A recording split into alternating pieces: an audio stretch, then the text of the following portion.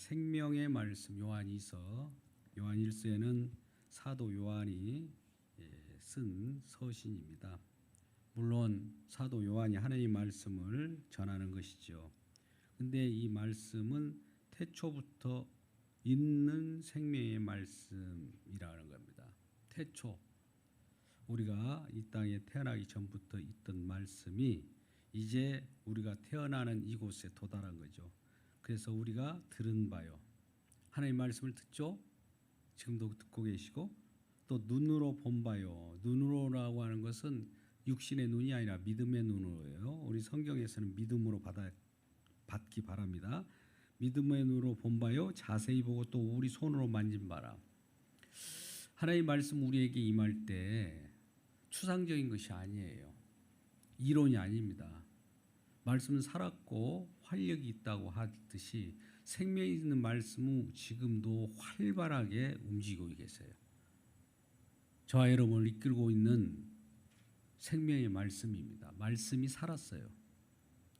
가만히 있는 이론적인 그러한 말씀이 이론이고 우리가 움직여서 그 말씀을 실행하고 그런 것이 아니라 말씀이 실행해요.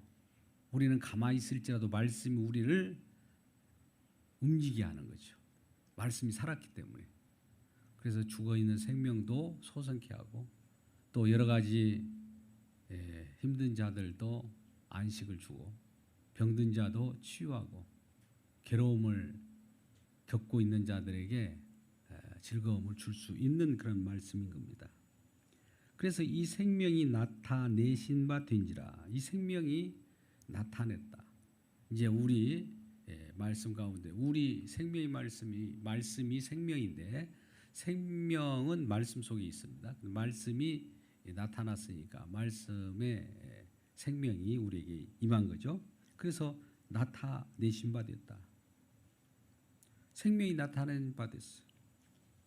그런데 이 생명은 영원한 생명을 우리가 보았고 생명은 우리가 단지 우리가 목숨이라고 하는 이 땅에 잠시 한번 왔다가 가는 그런 생물학적인 생명이 아니라 이건 영원한 생명입니다.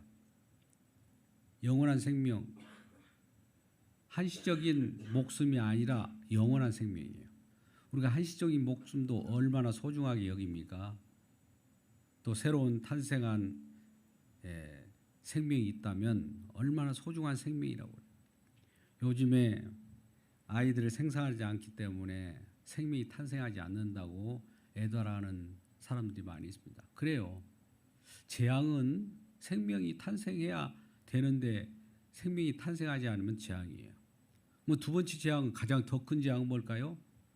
생명, 영원한 생명이 탄생하지 않으면 그것처럼 엄청난 재앙은 없는 거죠. 그러니까 우리가 예수를 그리스도를 믿고 그 속에서 말씀 속에서 말씀이 이루어진 대로 우리의 약속을 믿을 때 새로운 생명으로 탄생하고 거듭이라는 건 다시 태어나는 거죠. 다시 태어난 영원한 생명이 있어서 우리가 그걸 보았고 또 이러한 말씀을 영원한 생명의 말씀을 증언합니다. 말씀을 보았고 본 사람은 또 믿게 되겠죠. 말씀을 본 사람은 또 말씀을 알게 되겠죠. 그러면 아는 것을 증언해야 돼요. 그러니까 말씀이 우리에게 전해졌을 때 그 말씀이 생명인데 생명을 우리가 받았다면 그 생명을 또 전해야 되는 거예요. 생명을 받지 않았다는 사람은 생명을 전할 수가 없죠. 그러니까 전도라고 하는 거, 생명을 전하지 않는 것은 내가 생명을 아직도 못 받았든지 아니면 생명을 소중히 여기지 않기 때문에 그런 거죠. 그래서 생명을 증언하여 너에게 전하노니 사도 요한은 생명을 전해요. 왜? 생명을 얻었기 때문에 영원한 생명을 지금 보았고 손으로 만진 바 되고 귀로 들은 바 되고 이런 생명이라는 건 분명히 실제적인 생명이거든요. 이론적인 생명이 아니라 그냥 윈도우 쇼핑하듯이 이렇게 바라보는 그 그림이 아니고 실제적인 생명이에요. 그러니까 우리는 그냥 생명을 대충 그럴 것이다 이렇게 지나가면 안 돼요. 나의 생명인데 우리 주님이 내 안에 생명으로 계시는데 그것을 겪어보지 않으면 안 되죠. 그래서 과연 내 생명이 있는지를 먼저 해야 되는데 그걸 너에게 전하노니 사도 요한이 그 생명을 전합니다. 이는 아버지와 함께 계시다가 우리에게 나타나신 바 된 이시라. 생명이 누구라고 합니까? 아버지와 함께 계시다가 우리에게 나타나신 바 돼요. 아버지와 함께 계셨대요. 아버지와 함께 계신 분일까요? 예, 예수 그리스도죠. 예수 그리스도가 생명이에요. 예수 그리스도 자체가 생명이에요. 예수 그리스도께서 생명을 주는 것보다도 예수 그리스도 자체가 생명이라는 거예요. 그러면 우리는 생명을 얻는 방법은 뭘까요? 예수 그리스도와 함께 사는 거예요. 예수 그리스도는 저 밖에 있고 나한테 생명을 별도로 던져주라 하고 생명만 똑딱 내가 취하는 그런 복음이 아니에요. 그래서 이러한 생명이 우리에게 나타난 바 되었어요. 아버지와 함께 계셨다. 아버지와 아들은 하나였어요. 하나였는데 우리에게 나타났을 때 그걸 정확하게 경험한 자리가 십자가잖아요. 어찌하여 나를 버리셨나이까. 하늘 우편 보좌에 같이 계시는 분이 떠밀려서 함께 계신 하나였다가 이 땅에 떨어져 나온 것이죠. 떨어짐을 경험하신 분이에요. 저와 여러분이 죄로 말미암아 하나님과 경이돼서 떨어진 경험을 했잖아요. 그 죽음인데 예수님께서 죽음을 경험했어요. 죽는 하나님이 예수님이에요. 그래서 왜 그렇게 하셨느냐? 저와 여러분을 살리기 위한 대속의 죽음이죠. 대신 죽는 거죠. 그래서 다시 그분은 또 살아나실 수가 있기 때문에 그분은 이 생명을 누가 빼앗는 것도 아니에요. 우리가 요한복음 10장 18절 말씀 같이 내가 스스로 내려놓고 또 찾고 이렇게 하는 것이 나와 있죠. 그 부분을 분명히 해야 됩니다. 그래서 왜 그러면 너희가 보고 들은 바를 너에게 전함은 우리가 보고 들은 바를 너에게 전함은 우리가 보고 들은 바예요. 듣고 보고 손으로 만지받은 이 사도 요한이 말하는 이 복음이 예수 그리스도인데 이 들은 바를 너희에게 전함은 너희에게 전도함은 너희에게 복음을 전하는 것은 왜 그러냐? 너희로 우리와 사귐 있게 하려 함이라. 너희로 우리와 사귐. 먼저 믿는 사람들은 그 다음에 믿는 사람들 계속 같은 예수 안으로 같이 연합되는 관계예요. 이게 교회죠. 그러면 이와 같이 사귐이 있게 연합해가지고 서로 사귀도록 하는 거죠. 사귀도록 하려고 하면 무엇이 먼저 있어야 됩니까? 사귀도록 하려고 하면 필수적인 건 뭐죠? 방금 그잖아요. 우리가 이 복음을 전해야죠. 우리가 보고 들은 바를 너에게 전함은 이걸 전하는 것은 왜 그러냐면 사귐 있게 하려고 하는 거예요. 사귐 있게 하려고 하면 전해야 전해지는 것이 있다는 거죠. 전해지는 내용이 뭡니까? 아까 복음의 내용이죠. 복음이 누굽니까? 예수 그리스도예요. 예수 그리스도로 우리가 함께 예수 그리스도와 함께 사귐이 있으면 너희와 나도 사귐이 있는 거예요. 우리는 먼저 주님 앞에 주님과 하나 되는 관계를 먼저 생각해야 돼요. 그러면 주님과 하나 된 자가 먼저 있었다면 그 다음에 복음을 전해서 이 복음 안으로 들어온 사람은 그 안에 편입되는 거예요. 편입이라는 거 아시잖아요. 편입시험, 편입. 그 주님 안으로 편입되었다. 그쪽으로 들어온 거죠. 밖에 있다가 들어온 거예요. 그냥 교회 안에는 새롭게 편입된 사람들이 와요. 그러면 편입된 사람들은 어떤 일이 벌이냐? 그리스도의 몸이에요. 몸은 서로 아픔과 슬픔과 기쁨을 알기 때문에 그 속에서 아픔과 슬픔, 기쁨으로 사귀는 거예요. 지체가 아프면 가만히 있을 거예요? 너 잘 됐다. 쌤통이다. 이런 것일 수 있을까요? 지체가 기쁜데 아유 나도 무슨 기쁜 소식이야. 함께 기뻐할 수도 있는 거예요. 또 지체가 어려운 일을 당할 때 우리가 서로 위로하고 오늘 특별히 장지생 고사님 아버님에 관한 그 위로에 대해도 서로 위로하고 서로 같이 슬픔을 나누고 그런 거예요. 이게 지체 관계라고 해요. 이게 교회예요.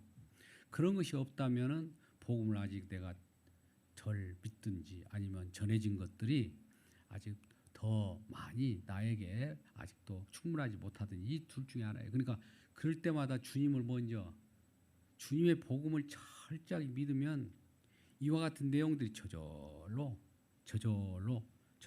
생기는 거예요. 사귐은 첫째 뭐가 필수적이라고요? 복음을 전파된 복음을 내가 받은 거예요. 그러니까 이 복음을 남한테 전하기 전에 나한테 적용해 봐야 돼요. 내가 과연 그 복음을 받았는가? 복음을 받으면은 모든 지체가 하나로 모든 지체자가 서로 연합 관계로 만드는 거예요. 예수님께서 화목제물 되셨잖아요. 이 복음의 내용이 화목제물이죠. 요한 1세 이제 지금 오늘 요한 1세 본문을 다루고 있습니다. 4장 7절에서 9절 10절 말씀 보면 사랑은 여기 있다 하면서 사랑에 관해서 직접 나타내 보여요. 사랑은 화목제물 대신 예수님이라는 거죠. 예수님이 사랑이에요. 사랑의 주체예요. 그분을 우리가 함께 계신다면, 함께 주님이 함께 하신다면 우리는 사랑 관계를, 화목 관계를 할 수가 있다는 거예요. 이러한 사랑. 그래서 이러한 사귐은 세상 사람들이 말하는 사귐하고 다릅니다. 세상은 어떻게 사귐입니까? 혈통 관계나 친척 관계나 혹은 친구 관계나 동무 뭐 이런 친구 관계 이런 관계잖아요. 그것은 삐딱선을 탈 수가 있어요. 서운함을 준다든지 잠깐 섭섭한 것이 오고 그러면 그 관계도 깨버려요. 오늘날도 뭐 동창회 한다고 해도 누군가 쌈 한번 하면은 그 후로 용서하지 못하고 영원히 뭐 카톡방 나가버리고 안 만나고 숨어버리고 그러더라고요. 그런 관계가 있죠. 친구 관계도 그렇고 아무리 친했던 사람들도 그런 어떤 이해 득실이나 자기에게 손해가 입혀지면 떠나버려요. 왜 이런 일이 벌어질까요? 세상의 조직들은 한시적인 조직이에요. 오래가지 못해요. 그냥 결별할 수밖에 없는. 그런데 그리스도 안에서 결속된 관계는 누구도 그걸 끊을 수 없다라고 하는 거예요. 끊을 수 없다니까 우리는 끊어지던데요. 아니에요. 그 관계를 잘못 알아서 그래요.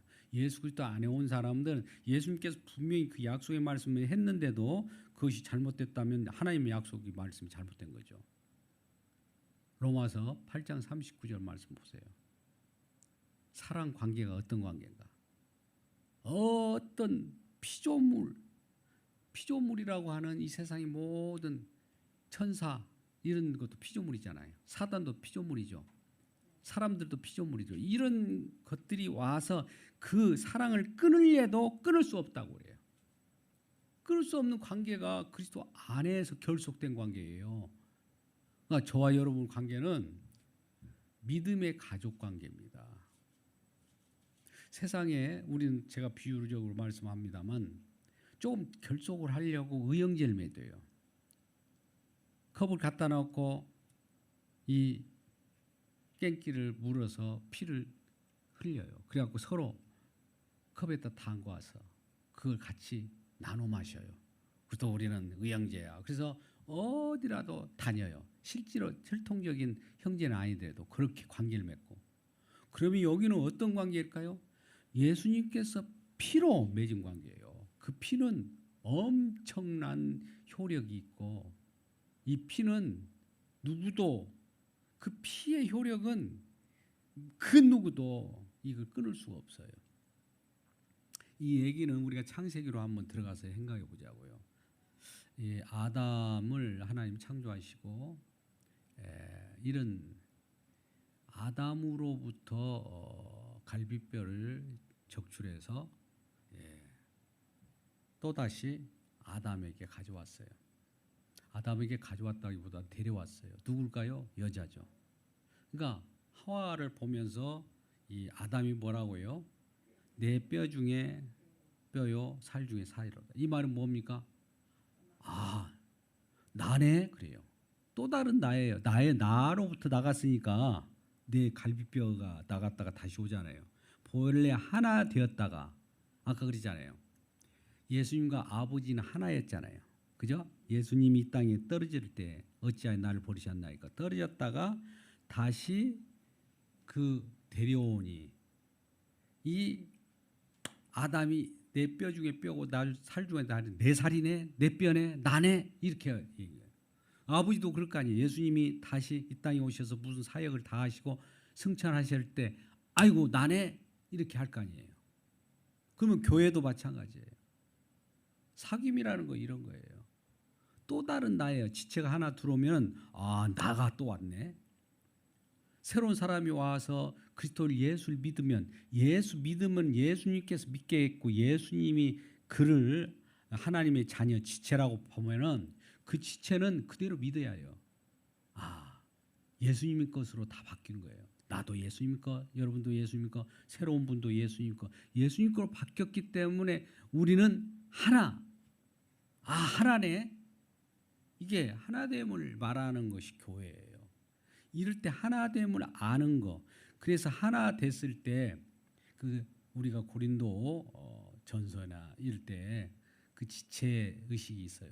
고린도전서 12장 13절이나 이런 말씀 보면 그 몸은 하나고 지체는 여러 가지나 이럴 때 지체는 여러 가지나 한 몸이에요. 그러니까 지체라는 건 우리 속에 사지백제 오장육부가 있을 때 이 중에 하나라도 아픔이 있다면 온몸이 몸살하는 거죠. 이 온몸이 같이 지체로서 같이 죽고 같이 사는 거예요. 그러니까 우리도 새로운 사람이나 또 교회 성도들간이나 또 우리가 믿는 사람들이라면 무조건 내가 하나임을 알아야 돼요.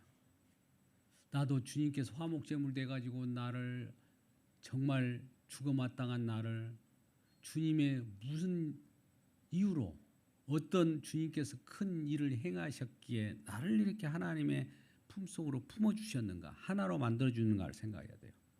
그러면 주님을 나로 이렇게 하나로 만들어준 것을 생각하면 그 마음을 가지고 형제나 자매를 바라보십시오. 제가 그러잖아요. 항상 우리 말씀을 이렇게 보고 형제 자매를 바라보면 이게 안 되는 거예요. 그러면 이것을 주님이 어떻게 우리에게 행하셨는가? 예수 그리스도에 관한 말씀이 성경책이니까 성경을 이론적으로 보지 말고 이걸 예수 그리스도로 예수님이 우리에게 어떻게 하셨고 예수님이 지금 살아 역사하시면서 생명을 주셔서 어떻게 하시는가를 안다면 그 마음을 우리 마음께 품고 있다면 새로운 사귐이 일어날 거예요. 우리가 소그룹의 교제도 마찬가지예요. 말씀을 우리가 받아요. 선포된 말씀을 받으면 그 말씀이 우리 가운데 지체가 되어서 지체로 소화가 됩니다. 그러면 지체들끼리 소그룹별로 모여서 그 소화될 때 그 참된 양식이라고 하죠. 소화되지 않으면 이 말씀도 비수가 됩니다. 우리가 말씀을 이 요리사가 칼을 들 때 좌우의 날선 검인데 이 칼이 어떻게 작용할까요? 요리사에게는 좋은 음식을 만드는 건데 살인자에게 주어지면 그걸 가지고 휘두르면 사람이 죽게 되는 거예요. 같은 칼인데. 그러니까 우리가 먼저 하나님 말씀을 제대로 생명의 말씀 받는다면 우리 주님이 우리를 사랑하셔서 요리를 해주듯이 또 우리가 그 말씀을 가지고 말씀 많은 성도들이나 주변 이웃이나 새로운 믿음 사람들에게 그렇게 활용하면 그 놀라운 주님의 사랑 사귐 관계가 이루어지는데 그 말씀의 칼이 사단 마귀 그런 자들에게 두어지면 사단 마귀는 우리를 날마다 이간질하고 또 비교하게 하고 시기하게 하고 질투하게 하고 다투게 하고 그러잖아요. 그런 칼에 우리가 손에 놓이면 좋은 하나님의 말씀이라도 그 말씀을 악용을 하게 되는 거죠. 그런 것도 우리가 주의해야 됩니다. 하나님 말씀을 우리가 하나님 말씀 같아 내가 어떻게 그 말씀 속에 작용하느냐 이것이 달라지는 겁니다. 그래서 예수 그리스도와 함께 우리 사귐은 분명히 누군가 나한테 전해준 복음의 말씀이 전제되어서 이 말씀을 받았기 때문에 사귐이 일어나는 거예요. 사귐이 안 일어난다면 뭐가 있을까요? 뭐가 문제가 있을까요? 예, 복음을 안 받았든지 아직 예수를 안 믿는다든지 예수 안 믿어도 사회 속에서 그런 이 사귐 그 서로 사귄다는 말이잖아요. 세상 속의 사귐 그런 것은 할 수 있으나 그건 끊어지는 사귐이잖아요. 언제라도 수틀리면 끊어져요. 근데 이게 예수 그리스도 안에서는 끊어질 수가 없어요.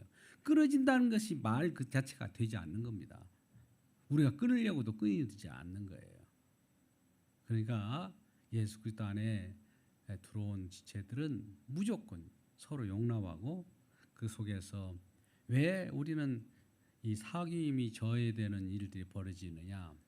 왜 그럴까요? 한번 생각해 보세요. 왜 사귐이 이 결속된 지체인데 왜 이게 흩어지려고 하고 이게 당이지려고 하고 그럴까요? 이건 비교 의식입니다. 인간이 본성상 비교를 하려고 그래요. 내가 다른 사람하고 또 비교해요. 나는 조금 괜찮은 사람인데 아닙니다. 우리 주님의 하나님 말씀을 들 때 우리는 그 하나님의 말씀 앞에서 우리는 죽어야 돼요. 이 죽어야 된다는 말은 우리 스스로 안 죽기 때문에 십자가가 저와 여러분을 죽이러 옵니다. 십자가는 저와 여러분의 모든 그 자존심을 깡그리 죽여버려요. 아 죽이면 어떻게 해요? 내 자존심을 죽여야 살아요. 내가 뭐 마지막 이것만큼만 그것도 죽어야 돼요.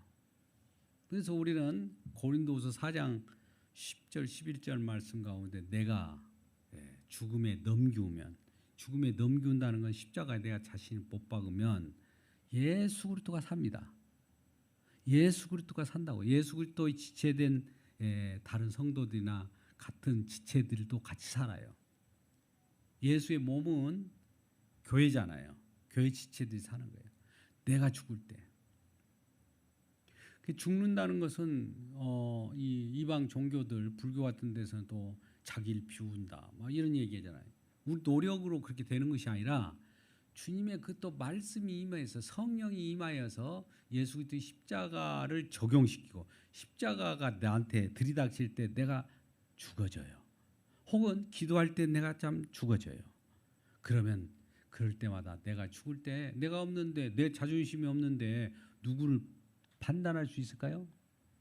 누구를 비판할 수 있을까요?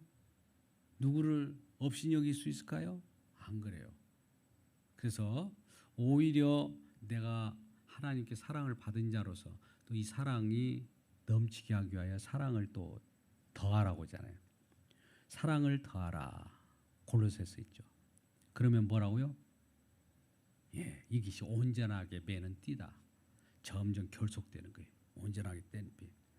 에베소 4장 3절에서 평안에 매는 줄로 줄과 띠 점점 삼겹줄 뭐 이런 표현들도 하게 되는데 우리가 새로운 원수라는 게 없어요. 사단 마귀만 원수인데 사단 마귀가 사람들을 조종하는 거죠. 사람들은 원수가 없어요. 사람들을 조종하는 사단이 원수 짓을 하도록 그를 사용하기 때문에 그래요. 그러면 우리가 형제 자매들이 미워한다든지 눈에 가시처럼 보인다면 그 속에 있는 어둠 세력을 물리쳐달라고 기도할 뿐이에요. 사람을 미워하지 마십시오. 그 속에 있는 어둠 세력이 떠나기를 기도해야 돼요. 그 사람도 살아야 되니까. 그러지 않아요? 그렇죠.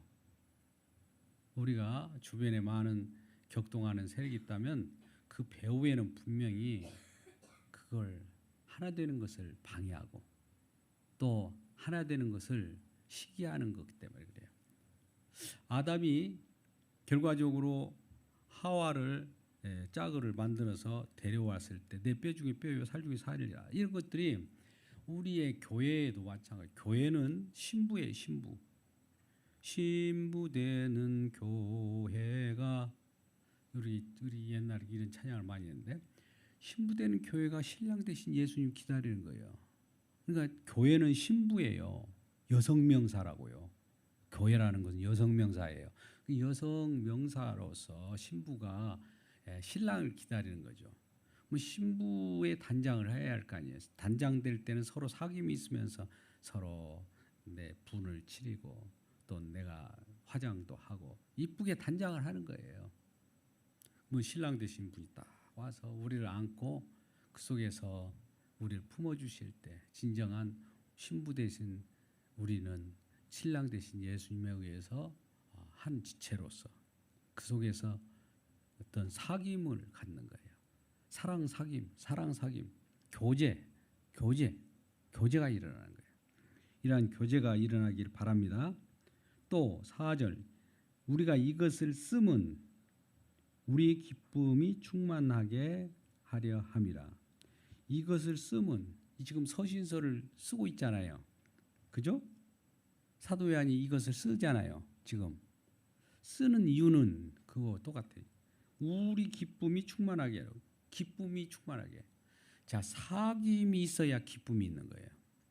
예수님과 사귐이 결속됐죠. 성도들과 사귐이 결속됐죠.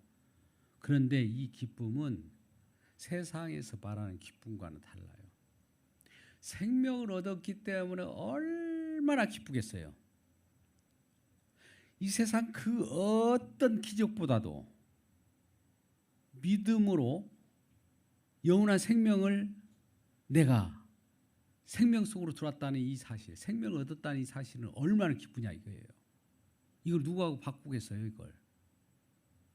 우리가 한시적으로 예를 들어서 120년을 산다고 합시다. 120년을 산다고 해도 그 속에서 즐거이 먹기도 뭐 구경도 하고 이리저리 뭐 놀랍게 뭐 이리저리 그런 경험을 했다고 즐거움을 맛본다고 그래도 이것은 한시적이잖아요. 지나가는 그냥 순간적으로 한낮 꿈과 같은 거잖아요. 꿈은 깨고 나면 없었던 거잖아요. 꿈과 같아요. 금방 꿈이에요. 전도서에는 꿈 같다라고 했어요. 그런데 이거는 실제적인 거예요. 실제 영원한 생명이라는 건 이건 실제적인 거예요. 세상 사람들이 이걸 지금 뭐 이걸 이 가치를 알까요? 가치를 아냐고요. 이게 이 가치를 안다면은 지금이라도 그렇게 많은 자기의 생활이 달라질 거예요. 기쁨과 감사는 동일해요. 감사나 기쁨이나 기쁨을 어떻게 주체할 수 없어서 뭔가 막 몸이 움직여요.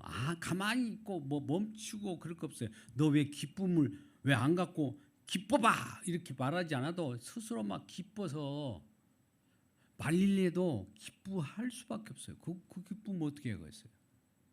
기쁨으로 나타나는 이 행위가 있을 거예요. 이거는 행위 자체가 중요한 것이 아니라 행위를 말하지 않아도 나타나는 것은 누가 이렇다 저렇다 말할 필요는 없어요. 기쁜데 기쁨을 표시하는 걸 가지고 왜 그런 표시를 해? 조용히 안 해? 이럴 수가 없는 거예요. 기쁜데 기뻐서 찬양하는데 왜 찬양을 해? 시끄러 죽겠는데 기뻐서 하나님 앞에 드려. 왜 드리기만 해? 우리도 못 드린대. 비교하게. 이런 말을 할 수가 없는 거예요.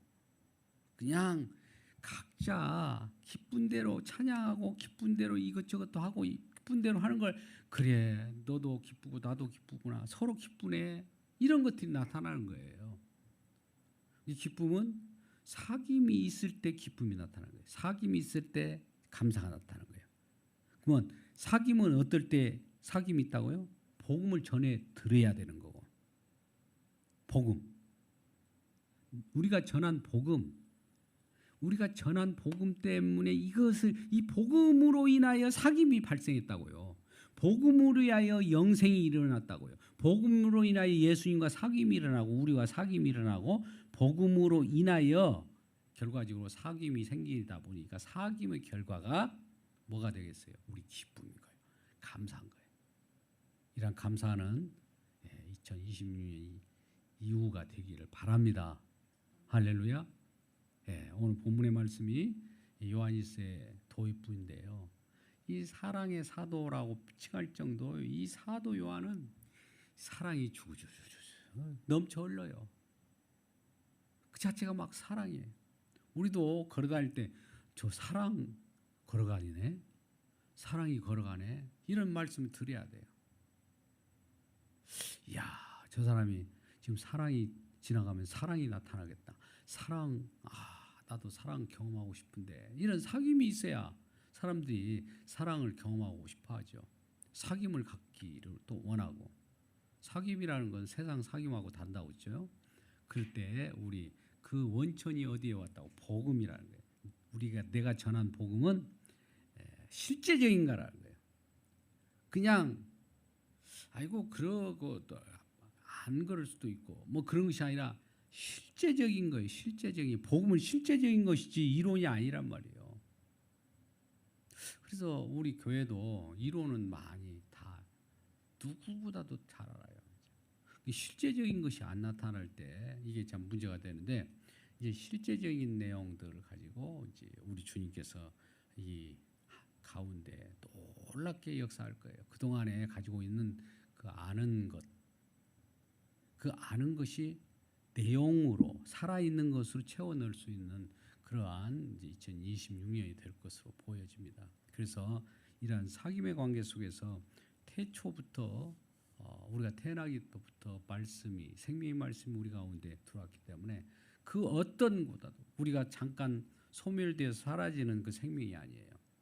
우리는 소멸되는 이 생명, 이 생물학적인 생명은 목숨은 사라지더라도 영원한 생명으로 갈아입어요. 새로운 생명으로 새 창조가 돼요. 그 가운데 이것이 자녀들에게 전달해야 되고 우리 가정들에게 전달돼야 되고 우리 친구들에게 전달돼야 되고 우리 주변에 전달돼야 되는 거예요. 이러한 것들을 우리만 만족할 수가 없는 거예요. 내가 복음을 받았다면 이 복음을 또 전해가지고 그런 사귐이 있는 자들을 많이 모아줘야 돼요. 이 하나교회가 사귐이 많아지는 그러한 자들로 가득 차기를 주님의 이름으로 축원합니다. 할렐루야. 기도하겠습니다. 아버지 하나님 감사합니다.